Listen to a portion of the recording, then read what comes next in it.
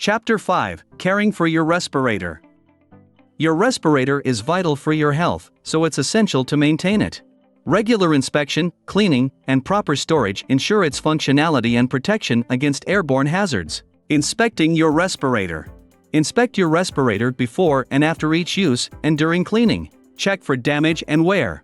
Ensure all components are present and correct replacement parts are used. Pay attention to the facepiece. Check for warping, cracking, tears, dirt, and holes. Ensure the material is flexible. The yoke, if present, check for cracks and wear. The valves, ensure all valves are present and in good condition. Head straps, check for breaks, tears, and frays. Ensure fasteners are functional. Cartridge and filter holders, make sure all sealing surfaces are clean. If gaskets are used, ensure they're present and in good condition. Cartridges and filters, check for cracks, dents, and holes.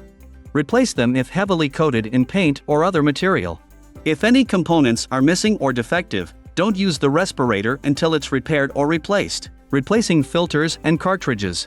Replace filters and cartridges regularly according to a predetermined schedule. Don't wait until you have difficulty breathing or can smell or taste the contaminant. Your manufacturer will have information about the service life of their filters and cartridges. Replace them immediately if you experience signs of a breakthrough, such as smelling or tasting the contaminant or feeling irritation. Cleaning your respirator.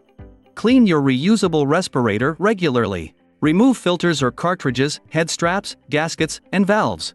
Wash the facepiece in warm water with mild soap, then rinse.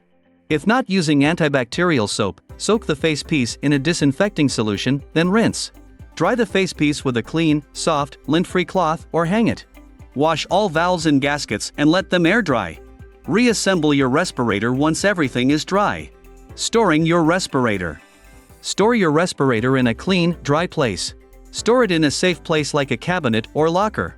Position it so that the facepiece, hoses, and head straps aren't bent or stretched out of shape. Don't fold it if it's not designed to be folded. If using canisters, store them in a resealable plastic bag to keep them clean and free of dust. If you're using 100 or HEPA rated filters for highly toxic contaminants, seal the filters with duct tape before removing your respirator. Only remove the tape after you've put the respirator back on. These types of filters should also be sealed with tape when being discarded.